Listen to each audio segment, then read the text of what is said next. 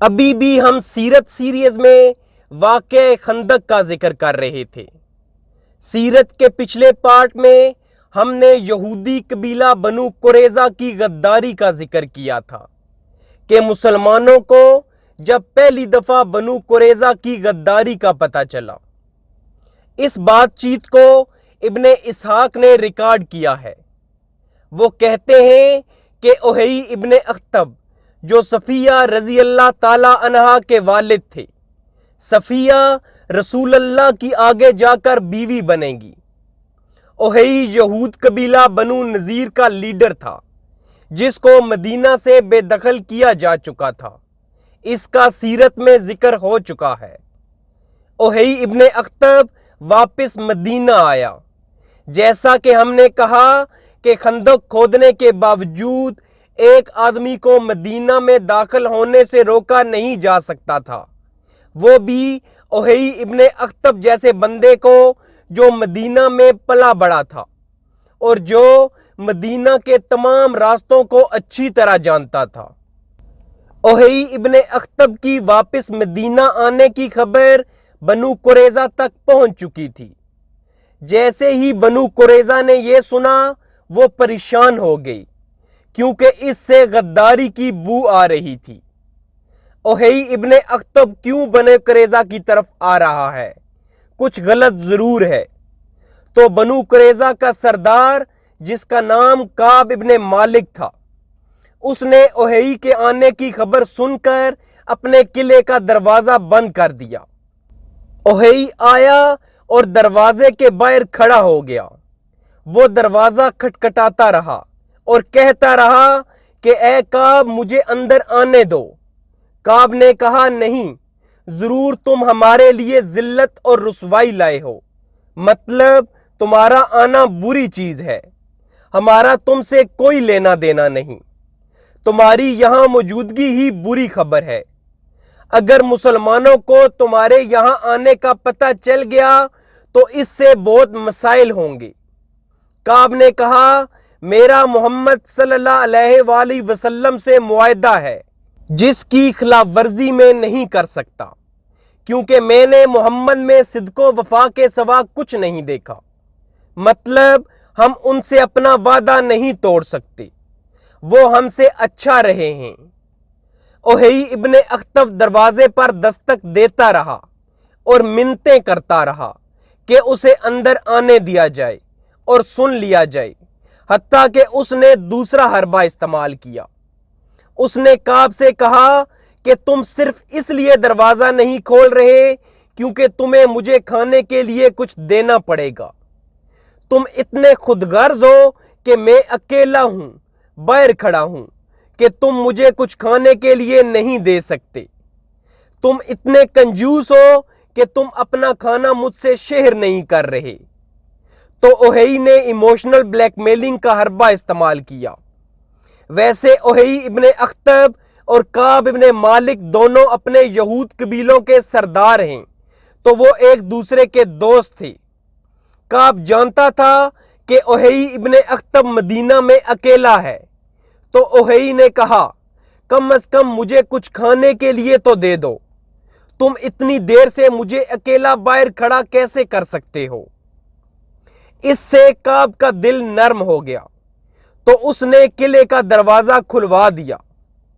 جیسے ہی دروازہ کھلا اوہئی کے ایموشنل بلیک میلنگ کے حملے دوبارہ شروع ہو گئے۔ اوہئی نے کعب سے کہا میں تمہارے لیے لوگوں کا سمندر لے کر آیا ہوں، اور میں تمہارے لیے قریش اور غطفان کے سردار لے کر آیا ہوں، اور فلاں قبیلے کے سردار لایا ہوں۔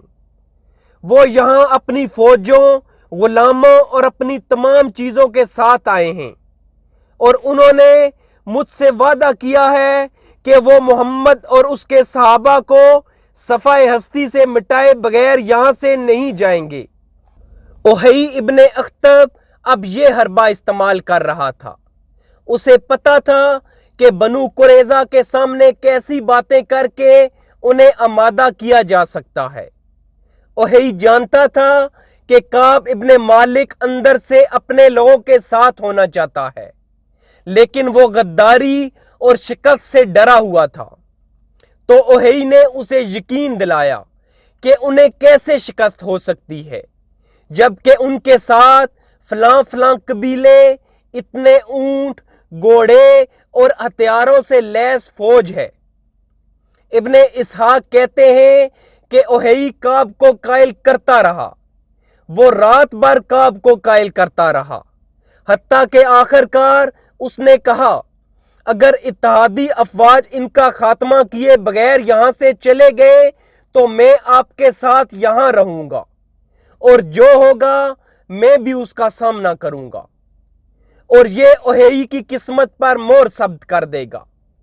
جیسا کہ ہم ذکر کریں گے کہ بنیادی طور پر اوہئی اتنا پراعتماد تھا، اس کا مطلب ہے کہ وہ واقعی یہ یقین کرتا تھا کہ اس منصوبے کی ناکامی کا کوئی امکان نہیں، کیونکہ بنیادی طور پر اوہئی اپنے آپ کو بنو قریظہ کے حوالے کر دے گا کہ اس نے کہا کہ میں اپنی حفاظت کو آپ کی حفاظت کے ساتھ مشروط کرتا ہوں، جو آپ کے ساتھ ہوگا میں بھی اس کا سامنا کروں گا، اور یہی ہوگا۔ یہ اوہئی کا اپنا فیصلہ تھا جسے اللہ نے پورا کر دیا۔ کعب ابھی بھی ہچکچا رہا تھا اور وہ اوہئی سے کہہ رہا تھا کہ تمہارا آنا ہمارے لیے نیک شگون نہیں ہے، اور تم فوجوں کا برسا ہوا بادل لے کر آئے ہو جو صرف گرج چمک رہا ہے اور اس میں کچھ نہیں رہ گیا ہے۔ تو کعب کو اندر سے اس کی جبلت خبردار کر رہی تھی کہ یہ صحیح نہیں ہے، لیکن اوہئی اسے قائل کرتا رہا، حتیٰ کہ آخر کار اس نے کعب کو قائل کر لیا۔ تفصیلات کا سیرت کی کتابوں میں ذکر نہیں ہے، ہم اتنا جانتے ہیں کہ صبح تک اوہئی نے کعب کو سائیڈ بدلنے پر قائل کر لیا تھا۔ تو کعب نے مسلمانوں اور بنو قریظہ کے درمیان معاہدے کو پھاڑ دیا، وہ معاہدہ جسے کم از کم رسول اللہ نے 3 بار کنفرم کیا تھا، اور آخری بار کنفرمیشن چند ماہ پہلے لی گئی تھی۔ جیسا کہ ذکر کیا گیا، بنو قریظہ نے سائیڈ بدلنے کا فیصلہ کر لیا۔ سیرت کی کتابوں میں تفصیل ذکر نہیں ہے، لیکن جب رسول اللہ صلی اللہ علیہ وآلہ وسلم نے زبیر ابن عوام کو بھیجا تو انہیں اس کی خبر لگ گئی۔ انہیں کیسے پتہ چلا اس کی تفصیل نہیں ہے، ہمیں صرف اتنا پتہ ہے کہ جب زبیر ابن عوام واپس آئے، وہ پہلے شخص تھے جنہیں رسول اللہ نے بھیجا تھا، کیونکہ بنو قریظہ کے متعلق خدشات تھے۔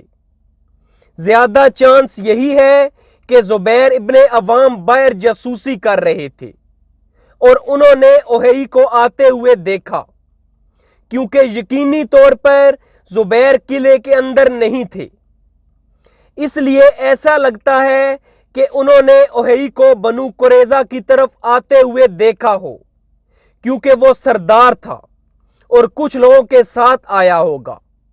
یہ ایک تھیوری ہے، کیونکہ سیرت کی کتابوں میں ذکر نہیں ہے کہ زبیر کو کیسے پتہ چلا۔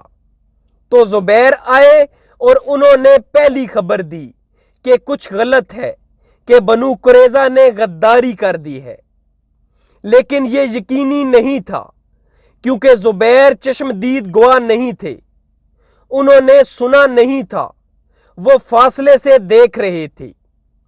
اس وقت رسول اللہ نے زبیر کی تعریف کی اور کہا کہ ہر نبی کا ایک حواری ہوتا ہے، اور میرے حواری زبیر ابن عوام ہیں۔ لیکن پھر رسول اللہ کو اس خبر کی تصدیق کرنی تھی، تو آپ نے انصار کے سب سے سینئر لوگوں کا وفد بنو قریظہ کی طرف بھیجا، جن کے یثرب کے زمانے میں بنو قریظہ کے ساتھ سب سے اچھے تعلقات تھے۔ تو آپ نے اوس کے لیڈر سعد ابن معاذ، خزرج کے لیڈر سعد ابن عبادہ، عبداللہ ابن رواحہ اور خوات ابن جبیر پر مشتمل وفد بنو قریظہ کی طرف بھیجا، تاکہ کنفرم کیا جائے کہ بنو قریظہ ہمارے ساتھ ہیں یا نہیں، اور رسول اللہ نے ان سے کہا جاؤ اور ہم تک پہنچنے والی خبر کی تصدیق کر کے لاؤ، اور اگر یہ خبر صحیح ہوئی تو پھر واپس آ کر مجھے اشاروں میں بتا دینا، واضح طور پر نہ کہنا۔ کیونکہ رسول اللہ لوگوں کے درمیان تھے، گھر پر نہیں تھے، ان سے جو بھی کہا جاتا اس کو دوسرے لوگ سن سکتے تھے۔ تو رسول اللہ نے ان سے کہا جب تم واپس آؤ تو واضح طور پر نہ کہو، اگر وہ غدار ہو گئے ہوں تو مجھے اشاروں میں بتا دو۔ آپ صلی اللہ علیہ وآلہ وسلم نے واضح طور پر کہا لوگوں میں خوف نہ پھیلاؤ کہ وہ کمزور ہو جائیں، یہ ان کو کمزور کر دے گا، انہیں یہ بتانے کی ضرورت نہیں، اور اگر بنو قریظہ ابھی بھی اپنے عہد و پیمان پر قائم ہے تو پھر لوگوں کے درمیان اعلانیہ اس کا ذکر کر دینا، لوگوں کو اعلان کر کے بتا دینا کہ وہ اپنے معاہدے پر قائم ہیں تاکہ وہ پرسکون رہیں۔ اس طرح 4 انصاری لوگوں پر مشتمل وفد بنو قریظہ کے قریب پہنچا۔ جب وہ قریب پہنچے تو ابن اسحاق کہتے ہیں کہ انہیں انتہائی خباثت پر آمادہ پایا۔ انہوں نے اعلانیہ گالیاں بکیں، دشمنی کی باتیں کیں اور رسول اللہ کی اہانت کی، کہنے لگے کون اللہ کا رسول؟ ہمارے اور محمد کے درمیان کوئی عہد ہے نہ پیمان، اور نہ ہی ہم کسی محمد کو جانتے ہیں۔ یہ سری تکبر تھا، ہر کوئی جانتا تھا کہ وہ جھوٹ بول رہے ہیں۔ یہ تکبر کی انتہا تھی جسے بھولا نہیں جا سکتا تھا۔ اس پر سعد ابن معاذ جو اپنے غصے کی وجہ سے جانے جاتے تھے، ابن اسحاق کہتے ہیں کہ سعد ابن معاذ بنو قریظہ کا یہ رویہ دیکھ کر ان پر لعن طعن کرنے لگے، انہیں برا بھلا کہنے لگے، لیکن بنو قریظہ نے اس کا جواب نرمی سے دیا۔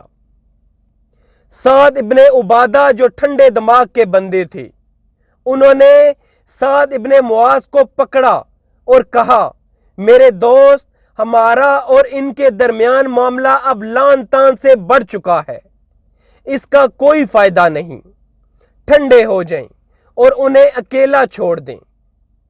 تو یہ رسول اللہ صلی اللہ علیہ وآلہ وسلم کے پاس واپس آئے، انہوں نے کہا السلام علیکم، اور پھر کہا ازل و کارا، یہ ان کا اشارہ تھا۔ یہ ان 2 قبائل کے نام تھے جنہوں نے بیر معونہ اور رجی کے واقعات میں صحابہ کے ساتھ غداری کی تھی۔ 2 قبائل جو رسول اللہ کے پاس آئے اور ظاہر کیا کہ وہ مسلمان ہیں، صحابہ کو ساتھ لیا اور راستے میں ان کا قتل عام کر دیا۔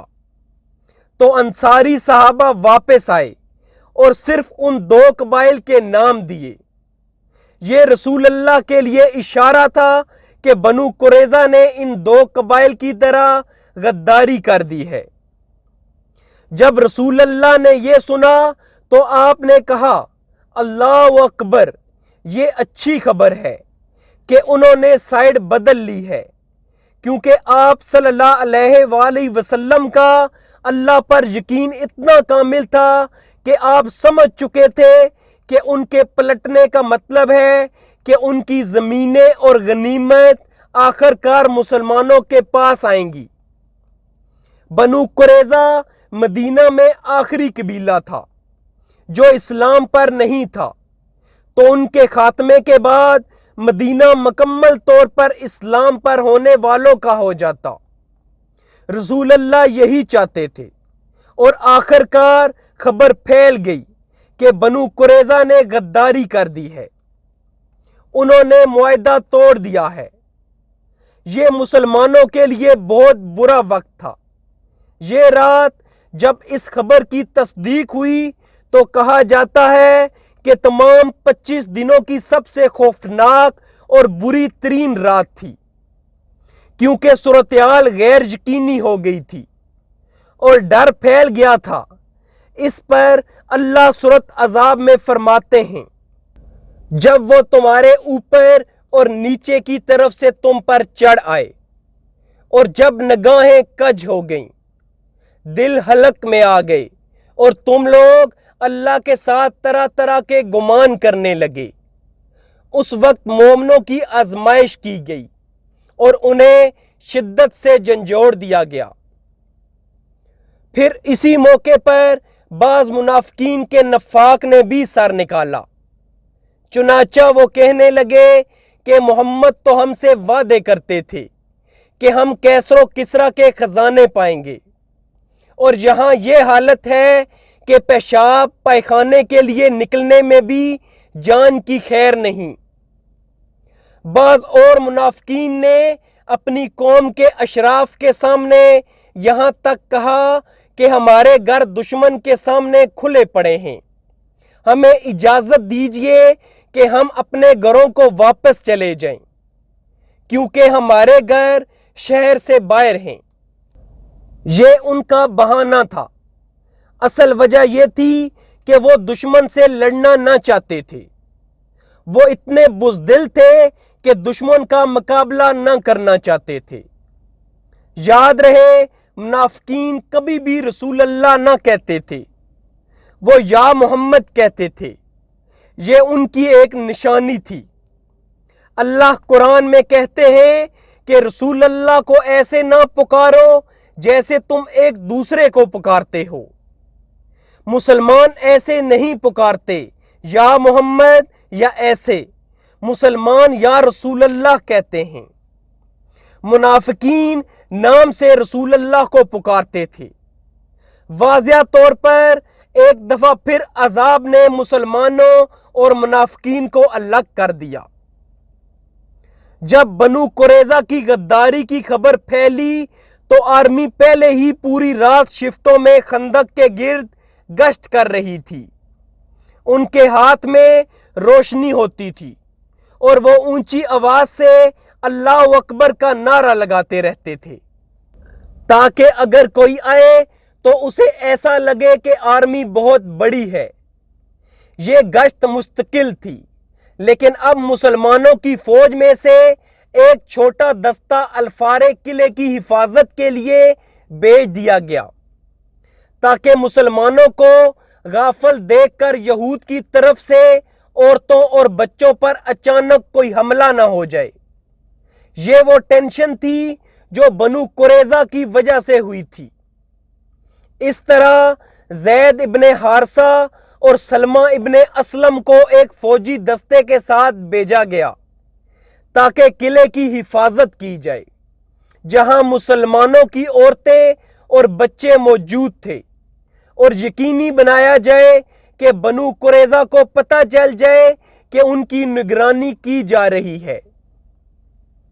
جیسا کہ ہم نے ذکر کیا، جب مشرکین حملے کی نیت سے مدینے کی طرف آئے تو کیا دیکھتے ہیں کہ ایک چھوٹی سی خندق ان کے اور مدینے کے درمیان حائل ہے، تو انہوں نے وہاں ہی خیمہ زن ہونے کا فیصلہ کر لیا اور مدینے کا محاصرہ کر لیا کہ کب تک مسلمان ایسے رہیں گے۔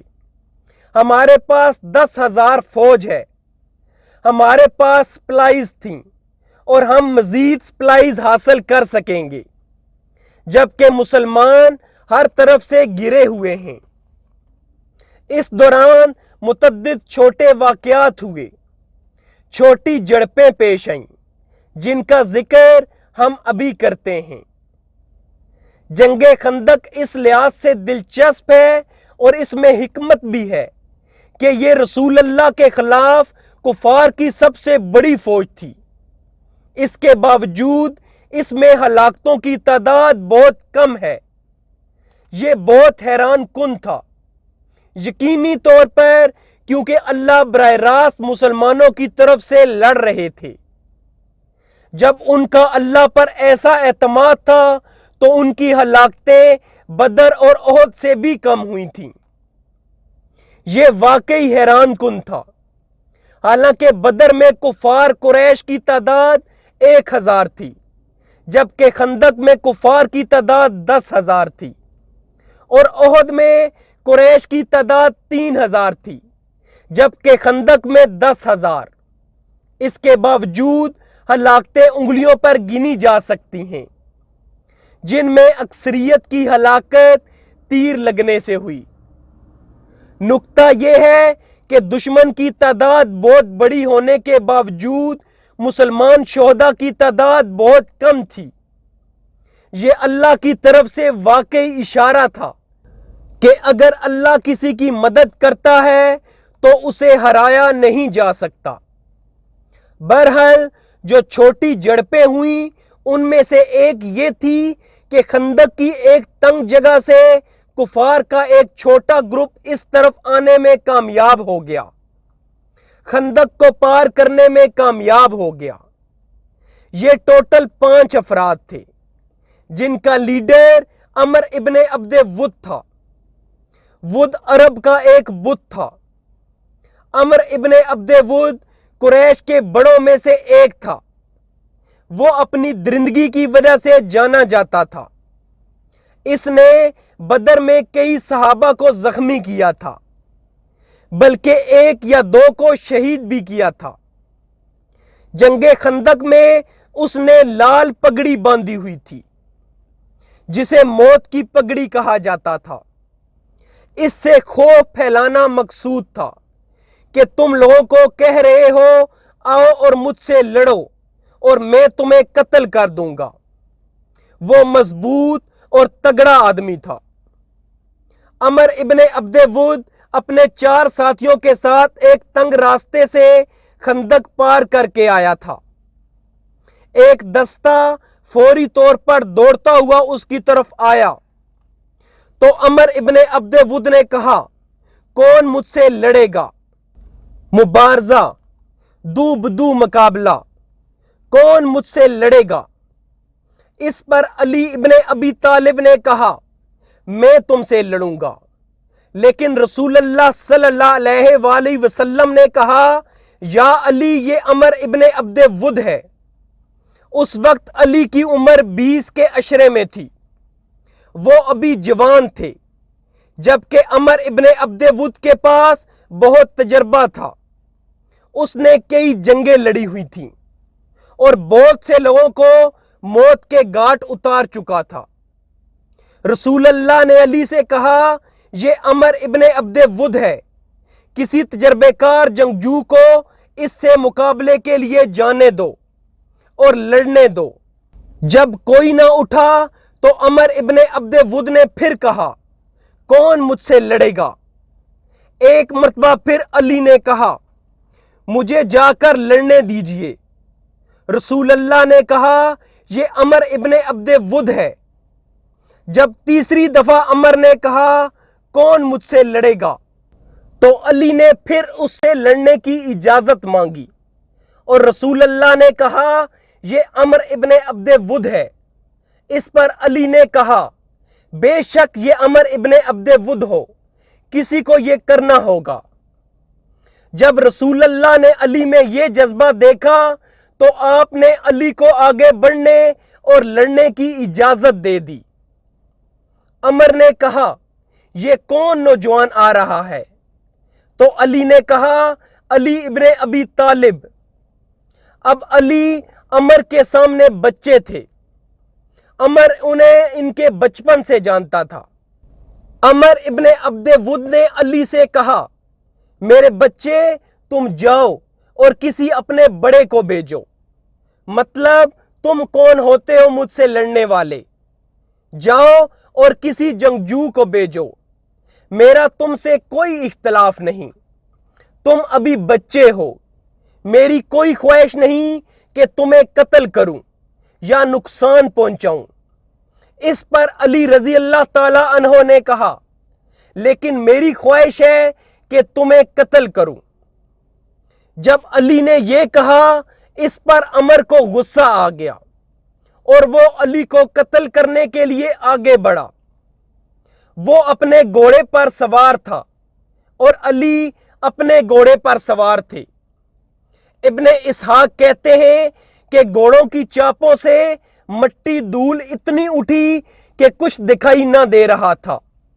کہ کیا ہو رہا ہے، اور واحد خبر جو ان تک پہنچی کہ علی جیت گئے ہیں وہ دھول مٹی کے درمیان سے تکبیر کی آواز تھی، کہ دھول مٹی کے درمیان سے اللہ اکبر کی آواز بلند ہوئی۔ یہ خبر تھی کہ علی جیت چکے ہیں۔ ایک اور روایت کے مطابق ہوا یہ تھا کہ جب علی اور عمر ابن عبد ود قریب آئے تو عمر نے اپنے گھوڑے سے چھلانگ لگائی تاکہ علی سے دو بدو لڑا جا سکے۔ جب عمر نے اپنے گھوڑے سے چھلانگ لگائی تو علی نے بھی اپنے گھوڑے سے چھلانگ لگا دی۔ عمر دوڑ کر علی کی طرف آیا اور زوردار طریقے سے علی پر تلوار سے حملہ کر دیا۔ علی نے تلوار کے وار کو اپنی زرہ سے روکا، زرہ درمیان سے ٹوٹ گئی، لیکن عمر کے حملے کو علی روکنے میں کامیاب ہوئے۔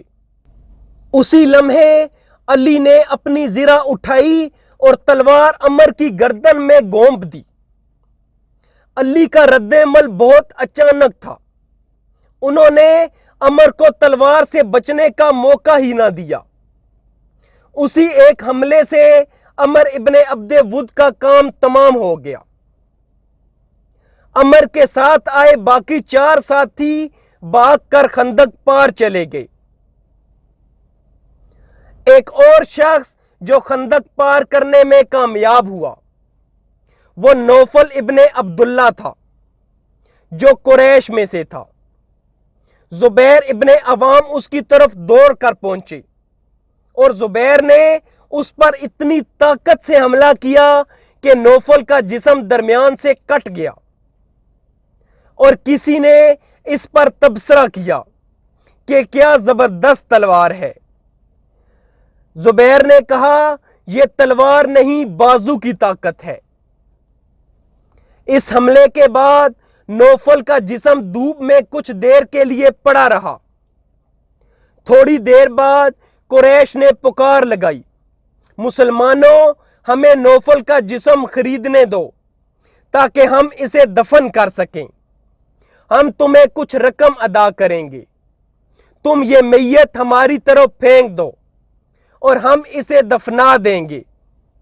رسول اللہ نے کہا یہ لاش نجس ہے اور اس کی قیمت بھی نجس ہوگی، ہمیں تمہاری رقم کی کوئی ضرورت نہیں، ہم لاشوں کی قیمت وصول نہیں کرتے، آؤ اسے لے جاؤ اور دفن کر دو۔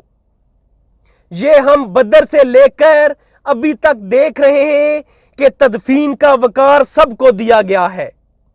جنہوں نے جنگ میں مسلمانوں کو قتل کرنے کی کوشش کی، رسول اللہ نے ان کی بھی تدفین کی اجازت دی۔ رسول اللہ نے کہا آؤ اور لاش لے جاؤ، لیکن ہمیں تمہارے پیسوں کی کوئی ضرورت نہیں۔ وہ چند لوگ جنہوں نے خندق پار کی ان میں خالد ابن ولید بھی شامل تھے۔ خالد ابن ولید خندق پار کرنے میں کامیاب ہوئے اور ہم جانتے ہیں کہ وہ کتنے بڑے جرنیل تھے۔ ان کی تلوار سے لڑائی ہوئی جب انہوں نے خندق پار کی، لیکن اس لڑائی میں کوئی جانی نقصان نہ ہوا اور وہ واپس قریش کے قافلے کی طرف چلے گئے۔ ایک اور نام جس نے خندق پار کی وہ اکرمہ ابن ابی جہل کا تھا، انہیں بھی بنیادی طور پر واپس جانا پڑا، ان سے بھی لڑائی میں کوئی جانی نقصان نہ ہوا۔ جنگ خندق میں مرنے والے کفار کی کل تعداد 3 سے 4 تھی، جبکہ مسلمان جو زیادہ تر تیر کا نشانہ بنے، کیونکہ قریش کے پاس بہت سے تیر تھے اور وہ باہر سے تیروں کی بارش کر رہے تھے۔ مسلمانوں کی کل ہلاکتوں کی تعداد 6 سے 7 تھی۔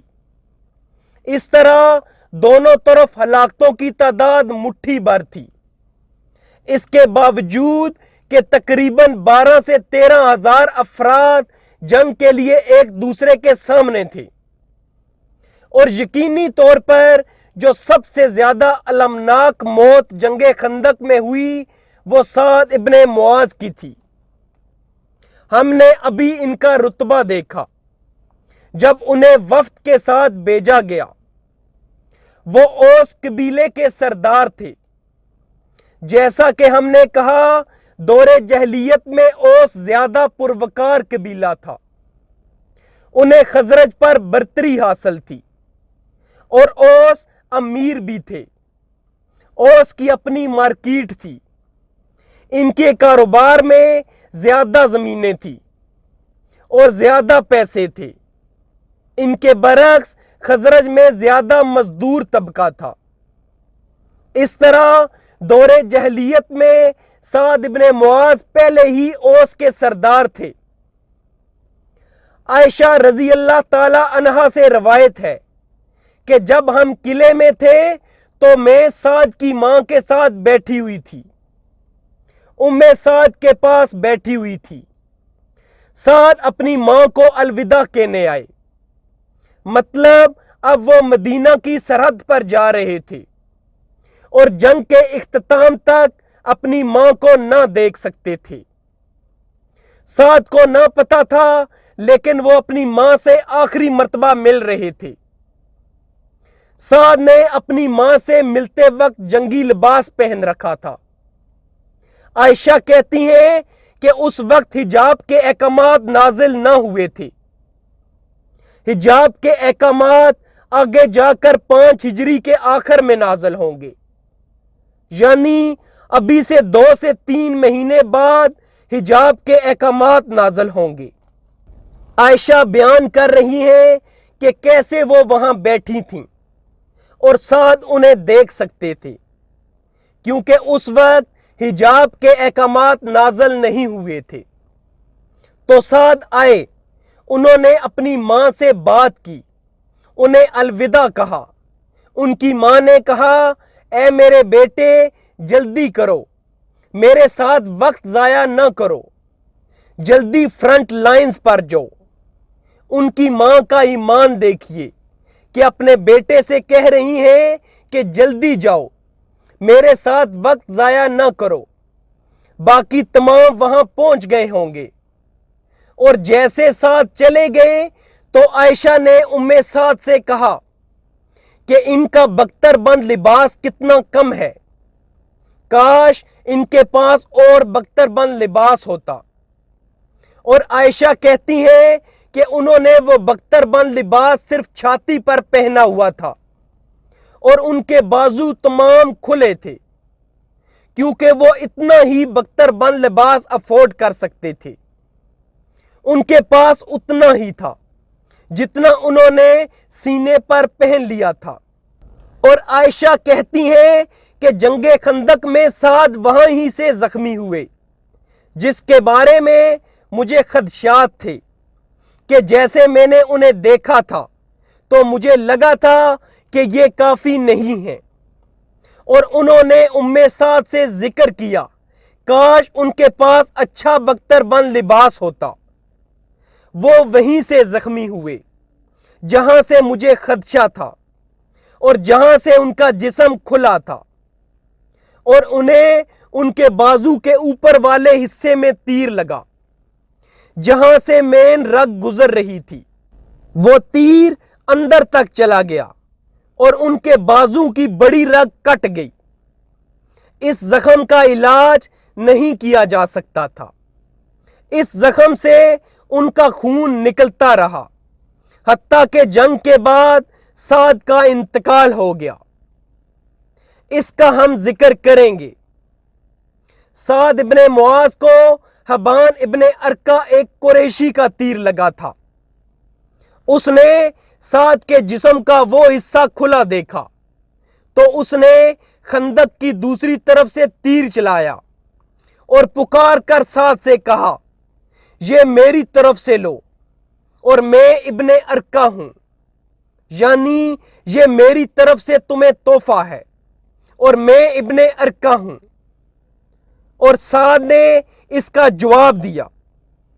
انہوں نے اس کا نام تبدیل کیا اور کہا کہ اللہ تمہیں آگ کا عذاب دے اور وہاں تمہیں پسینہ آئے۔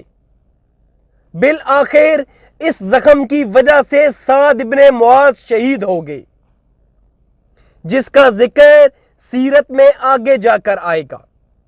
سعد ابن معاذ کے متعلق کہنے کو بہت کچھ ہے۔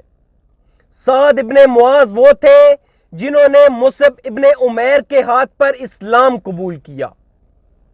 وہ مصعب ابن عمیر کے ہاتھ پر اسلام قبول کرنے والے ابتدائی مسلمانوں میں سے تھے۔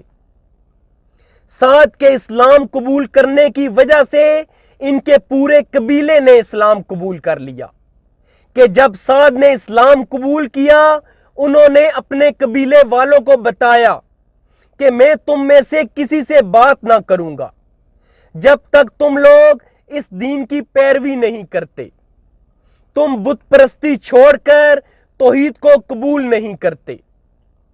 وہ ان سے اتنا پیار کرتے تھے کہ ان کے پیار کی وجہ سے تمام قبیلے نے اسلام قبول کر لیا۔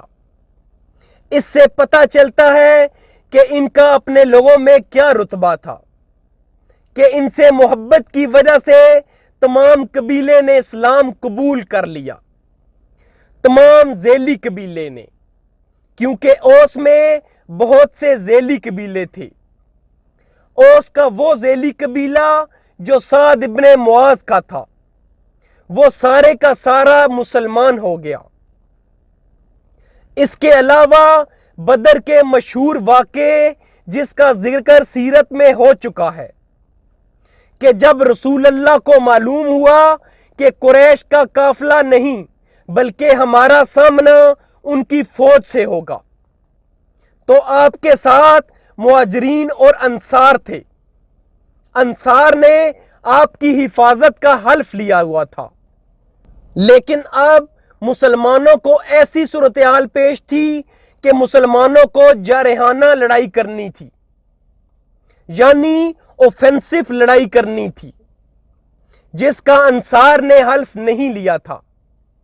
بیعت عقبہ جس کا ذکر سیرت میں ہو چکا ہے، اس میں انصار نے رسول اللہ کی حفاظت کا حلف لیا تھا، تو رسول اللہ نے ان سے کہا اب ہم جانتے ہیں کہ ہمارا سامنا قریش کے تجارتی قافلے سے نہیں بلکہ قریش کی آرمی سے ہونے والا ہے، آپ لوگوں کی کیا رائے ہے؟ تو ابو بکر رضی اللہ تعالی عنہ اٹھے اور نہایت اچھی بات کہی۔ پھر حضرت عمر ابن خطاب رضی اللہ تعالی عنہ اٹھے اور انہوں نے بھی نہایت عمدہ بات کہی۔ پھر حضرت مقداد ابن عمر رضی اللہ تعالی عنہ اٹھے اور عرض پرداز ہوئے، ہے اللہ کے رسول، اللہ نے آپ کو جو راہ دکھلائی ہے اس پر رواں دواں رہیے، ہم آپ کے ساتھ ہیں، خدا کی قسم ہم آپ سے وہ بات نہیں کہیں گے جو بنو اسرائیل نے موسیٰ علیہ السلام سے کہی تھی، تم اور تمہارا رب جاؤ اور لڑو، ہم یہیں بیٹھے ہیں، بلکہ ہم یہ کہیں گے کہ آپ اور آپ کے پروردگار چلیں اور لڑیں اور ہم بھی آپ کے ساتھ ساتھ لڑیں گے۔ اس ذات کی قسم جس نے آپ کو حق کے ساتھ مبعوث فرمایا ہے، اگر آپ ہم کو برکے یمات تک لے چلیں تو ہم راستے والوں سے لڑتے بڑھتے آپ کے ساتھ وہاں بھی چلیں گے۔ رسول اللہ نے ان کے حق میں کلمہ خیر ارشاد فرمایا اور دعا دی۔ یہ تینوں کمانڈر مہاجرین میں سے تھے جن کی تعداد لشکر میں کم تھی۔ رسول اللہ کی خواہش تھی کہ انصار کی رائے معلوم کریں کیونکہ وہی لشکر میں اکثریت رکھتے تھے اور مارکے کا اصل بوجھ انہی کے شانوں پر پڑنے والا تھا، حالانکہ بیعت عقبہ کی روح سے ان پر لازم نہ تھا کہ مدینے سے باہر نکل کر جنگ کریں۔ اس لیے آپ نے مذکورہ تینوں حضرات کی باتیں سننے کے بعد پھر فرمایا، لوگوں مجھے مشورہ دو۔ مقصود انصار تھے اور یہ بات انصار کے کمانڈر اور اوس کے لیڈر حضرت سعد ابن معاذ نے بانپ لی، چنانچہ انہوں نے عرض کیا کہ باخدا ایسا معلوم ہوتا ہے کہ اللہ کے رسول آپ کا روئے سخن ہماری طرف ہے۔ آپ صلی اللہ علیہ وآلہ وسلم نے فرمایا ہاں۔ انہوں نے کہا ہم تو آپ پر ایمان لائے ہیں، آپ کی تصدیق کی ہے اور یہ گواہی دی ہے کہ آپ جو کچھ لے کر آئے ہیں سب حق ہے، اور اس پر ہم نے آپ کو اپنی سمع و طاعت کا عہد و میثاق دیا ہے، لہذا ہے اللہ کے رسول آپ کا جو ارادہ ہے اس کے لیے پیش قدمی فرمائیے۔ اس ذات کی قسم جس نے آپ کو حق کے ساتھ مبعوث فرمایا ہے، اگر آپ ہمیں ساتھ لے کر اس سمندر میں کودنا چاہیں تو ہم اس میں بھی آپ کے ساتھ کود پڑیں گے، ہمارا ایک آدمی بھی پیچھے نہ رہے گا۔ ہمیں قطعاً کوئی ہچکچاہٹ نہیں کہ کل آپ ہمارے ساتھ دشمن سے ٹکرا جائیں۔ ہم جنگ میں پامرد اور لڑنے میں جوان مرد ہیں، اور ممکن ہے اللہ آپ کو ہمارا وہ جوہر دکھلائے جس سے آپ کی آنکھیں ٹھنڈی ہو جائیں، پس آپ ہمیں امرا لے کر چلیں، اللہ برکت دے۔ یہ سعد ابن معاذ تھے۔ بہت بہادری پر مبنی تقریر انہوں نے کی۔ یہ تقریر تمام سیرت میں فصاحت سے بھرپور تقریروں میں سے ایک تھی۔ سعد ابن معاذ کے بارے میں ایک اور کہانی جس سے ان کے ایمان کا پتہ چلتا ہے۔ ویسے سعد دور جہلیت میں امیہ ابن خلف کے قریبی دوست تھے۔ وہ ایک دوسرے کے کاروباری دوست تھے، تو جب بھی سعد مکہ جاتے وہ امیہ کے گھر میں رہتے، جبکہ جب بھی امیہ یثرب آتا وہ سعد کے گھر آتا۔ ایک دن ہجرت کے کچھ عرصے بعد، شاید پہلی ہجری میں، سعد اپنے کاروباری معاملے کے لیے مکہ گئے تو امیہ نے سعد سے کہا دن کے وقت باہر نہ جاؤ، کیونکہ اہل یثرب اور مکہ کے لوگوں کے درمیان معاملات کشیدہ تھے۔ تو امیہ نے کہا بہتر ہے رات میں باہر جاؤ۔ تو سعد ابن معاذ رات میں باہر گئے اور ابو جہل نے آواز سنی، وہ باہر آیا کہ دیکھے کیا معاملہ ہے۔ جب اس نے دیکھا تو یہ سعد ابن معاذ تھے۔ تو ابو جہل نے کہا تمہاری ہمت کیسے ہوئی ہمارے شہر آنے کی، جبکہ تم نے ہم سے بغاوت کرنے والوں کی مدد کی؟ ابو جہل کا اشارہ رسول اللہ صلی اللہ علیہ وآلہ وسلم کی طرف تھا۔ اس بات پر سعد ابن معاذ اور ابو جہل میں تکرار ہو گئی اور دونوں کی آوازیں بلند ہو گئیں۔ اس پر امیہ نے ابو جہل کا ساتھ دیا اور سعد سے کہا ابو الحکم پر غصہ نہ کرو، یہ ہمارا سید اور سردار ہے۔ بنیادی طور پر امیہ نے ابو جہل کا ساتھ دیا سعد کے خلاف۔ اس نے سعد کو ٹھنڈا کرنے کی کوشش کی اور سعد کو پکڑ کر پیچھے کرتا رہا۔ اس پر سعد نے امیہ سے کہا اپنے ہاتھ مجھ سے دور کرو، اللہ کی قسم میں نے رسول اللہ کو یہ کہتے ہوئے سنا ہے کہ وہ تمہیں قتل کریں گے۔ یہ سن کر امیہ خوف زدہ ہو گیا، کیونکہ اس نے کہا محمد نے کہا ہے کہ وہ مجھے قتل کرے گا، واللہ اس نے اپنی زندگی میں کبھی بھی جھوٹ نہیں بولا، مطلب یہ سچ ہو کر رہے گا۔ امیہ خوف زدہ حالت میں اپنی بیوی کے پاس گیا اور کہا محمد نے پیشن گوئی کی ہے کہ وہ مجھے قتل کرے گا۔ اس کی بیوی نے کہا اس نے ایسے کہا ہے تو یہ سچ ہوگا۔ اور جب جنگ بدر ہوئی، اسی لیے امیہ نے پوری کوشش کی کہ وہ اس میں شامل نہ ہو۔ امیہ نے کسی کو 4000 دینار دیے کہ اس کی جگہ پر وہ جا کر لڑے، امیہ نے یہ کیا، امیہ نے وہ کیا۔ ابو جہل نے اس کا مذاق اڑایا، اس کو دمکایا، حتیٰ کہ آخر کار ابو جہل نے اسے بدر کی آرمی کے ساتھ جانے پر راضی کر لیا۔ امیہ اپنی موت کی طرف چل کے گیا، جبکہ اس کو پتا تھا کہ ایسا ہو سکتا ہے، لیکن یہی حقیقت ہے۔ صحیح میں حضرت جابر رضی اللہ تعالی عنہ سے مروی ہے کہ رسول اللہ نے فرمایا کہ سعد ابن معاذ کی موت سے رحمان کا عرش ہل گیا۔ امام ترمذی نے حضرت انس سے ایک حدیث روایت کی ہے کہ جب حضرت سعد ابن معاذ کا جنازہ اٹھایا گیا تو منافقین نے کہا ان کا جنازہ کس قدر ہلکا ہے۔ رسول اللہ صلی اللہ علیہ وآلہ وسلم نے فرمایا اسے فرشتے اٹھائے ہوئے تھے۔ علماء نے کہا ہے کہ رحمان کا عرش ہلنے کی دو تشریحات ہیں۔ پہلی یہ کہ اللہ کا عرش اس لیے ہلا کہ وہ خوشی سے سعد کا استقبال کر رہا تھا، جبکہ دوسری تشریح یہ ہے کہ اللہ کا عرش غصے کی وجہ سے ہلا کہ کسی نے ان کو قتل کر دیا ہے۔ دونوں تشریحات درست ہیں۔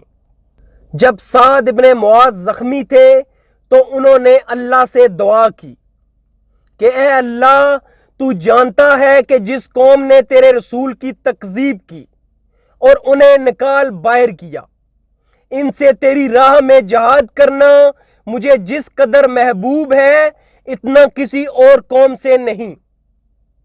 اے اللہ، میں سمجھتا ہوں کہ اب تو نے ہماری اور ان کی جنگ کو آخری مرحلے تک پہنچا دیا ہے، پس اگر قریش کی جنگ کچھ باقی رہ گئی ہو تو مجھے ان کے لیے باقی رکھ کہ میں ان سے تیری راہ میں جہاد کروں، اور اگر تو نے لڑائی ختم کر دی ہے تو اسی زخم کو جاری کر کے اسے میری موت کا سبب بنا دے۔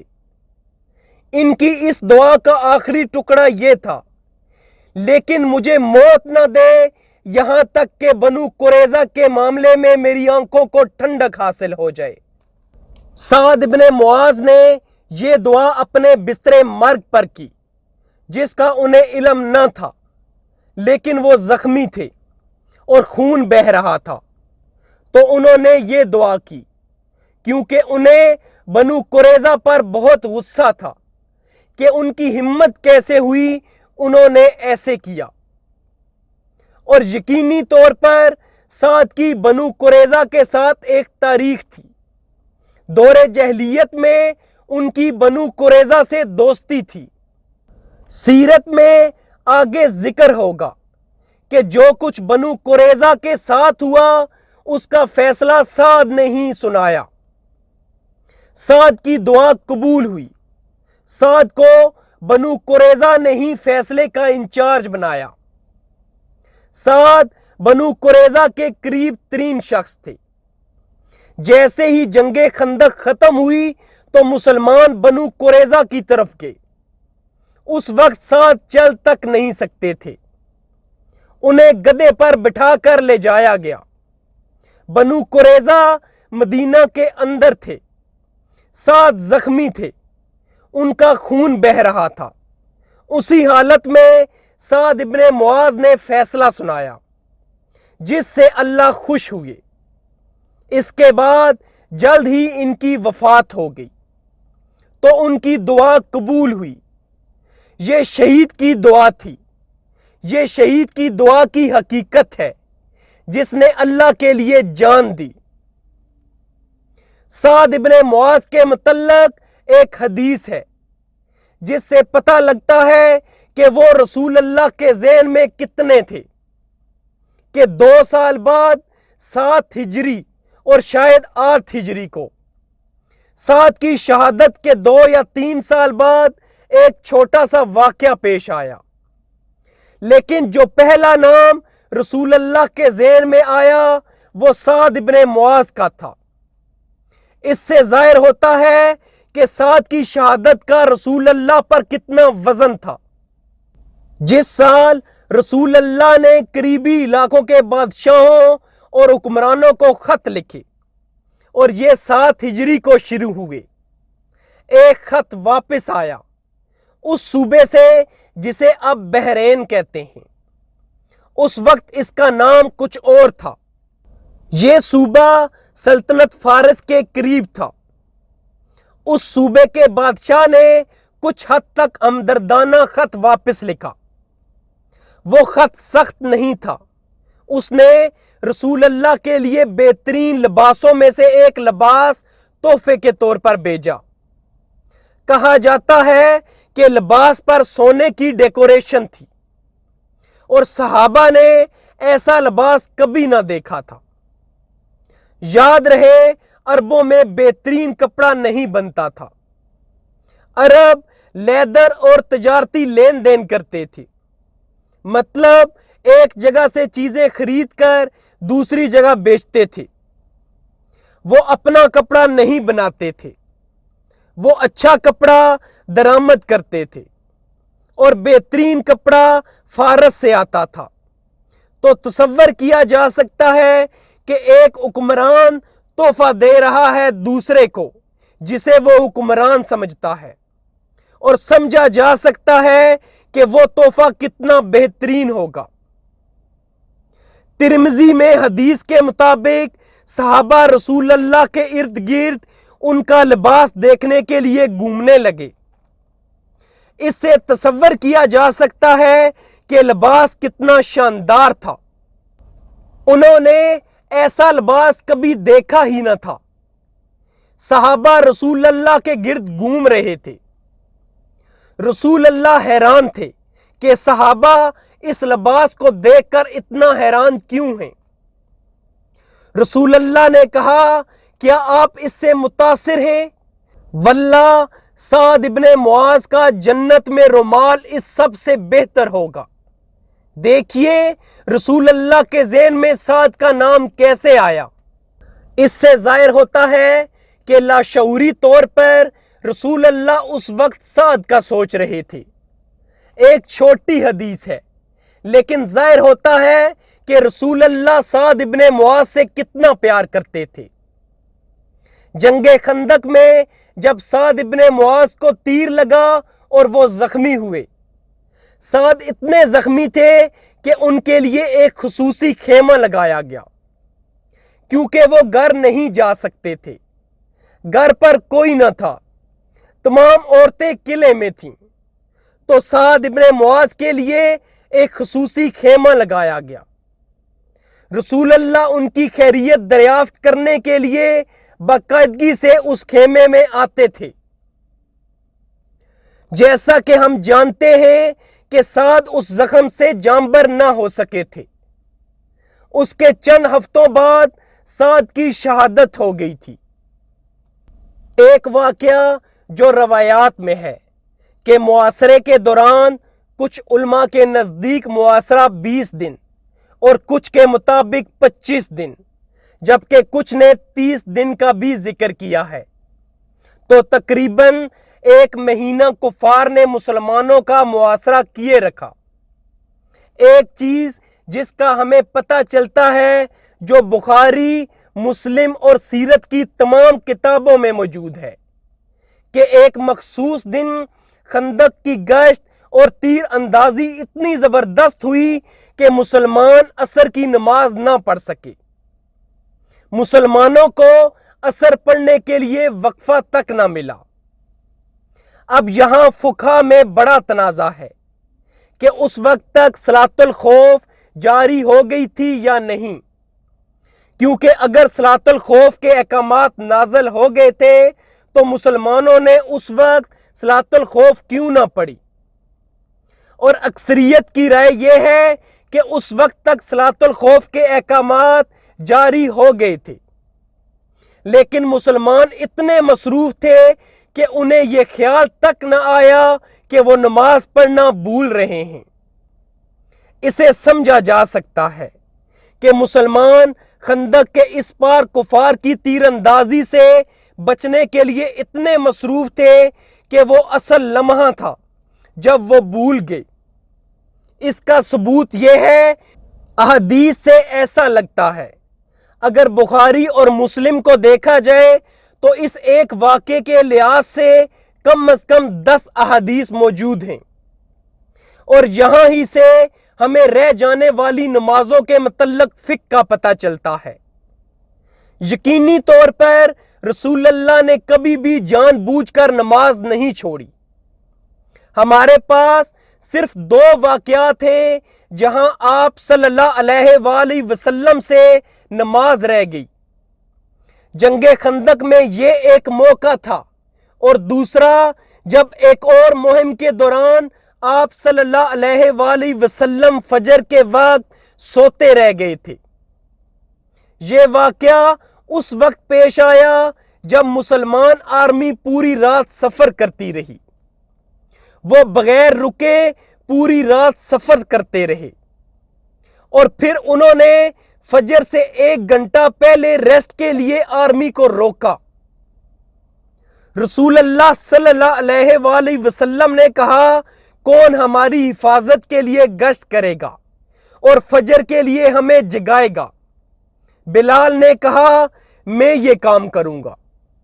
تو تمام آرمی فوری طور پر سو گئی، اور بالآخر خود بلال بھی سو گئے۔ اس کے بعد جو پہلے شخص جاگے وہ رسول اللہ خود تھے، جنہیں جب سورج کی تپش محسوس ہوئی تو آپ نیند سے بیدار ہوئے۔ پہلی چیز جو رسول اللہ نے کہی، یا بلال کیا ہوا؟ سبحان اللہ! دیکھیے نماز کے بارے میں رسول اللہ کا اپنا ذہن کیا ہے۔ یا بلال کیا ہوا؟ تو بلال نے کہا، یا رسول اللہ، جس نے آپ کو سلائے رکھا اس نے مجھے بھی سلائے رکھا، مطلب اس میں میرا قصور نہیں۔ جس نے آپ کی روح قبض کی تھی اسی نے میری بھی روح قبض کی تھی، مجھے الزام نہ دیں۔ تو یہ اصل واقعہ تھا جب رسول اللہ اور صحابہ ایک دفعہ فجر کے وقت سوتے رہ گئے تھے،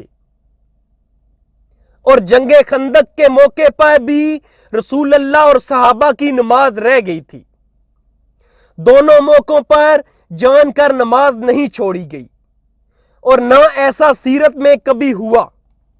چنانچہ حضرت جابر سے روایت ہے کہ عمر ابن خطاب خندق کے روز آئے اور کفار کو سخت سست کہتے ہوئے کہنے لگے کہ یا رسول اللہ، آج میں بمشکل سورج ڈوبتے ڈوبتے نماز پڑھ سکا۔ رسول اللہ نے فرمایا، اور میں نے تو واللہ ابھی نماز پڑھی ہی نہیں ہے۔ اس کے بعد ہم لوگ نبی صلی اللہ علیہ وآلہ وسلم کے ساتھ بطحان میں اترے۔ آپ نے نماز کے لیے وضو فرمایا اور ہم نے بھی وضو کیا۔ پھر آپ نے عصر کی نماز پڑھی۔ یہ سورج ڈوب چکنے کے بعد کی بات ہے۔ اس کے بعد مغرب کی نماز پڑھی۔ رسول اللہ کو اس نماز کے فوت ہونے کا اس قدر ملال تھا کہ آپ نے مشرکین پر بد دعا فرما دی۔ چنانچہ صحیح بخاری میں حضرت علی سے مروی ہے کہ رسول اللہ نے خندق کے روز فرمایا، اللہ ان مشرکین کے لیے ان کے گھروں اور قبروں کو آگ سے بھر دے، جس طرح انہوں نے ہم کو نماز وسطیٰ کی ادائیگی سے مشغول رکھا یہاں تک کہ سورج ڈوب گیا۔ رسول اللہ صلی اللہ علیہ وآلہ وسلم اتنا غصہ تھے، اس لیے نہیں کہ کفار نے انہیں قتل کرنے کی کوشش کی تھی، بلکہ اس لیے کہ ان کی وجہ سے نماز عصر رہ گئی تھی۔ دیکھیے ان کا غصہ کس لیے تھا کہ عصر کی نماز رہ گئی تھی، کہ رسول اللہ نے قریش اور کفار کے لیے بد دعا کی۔ سیرت کے اگلے پارٹ میں ہم جنگ خندق کا ذکر جاری رکھیں گے۔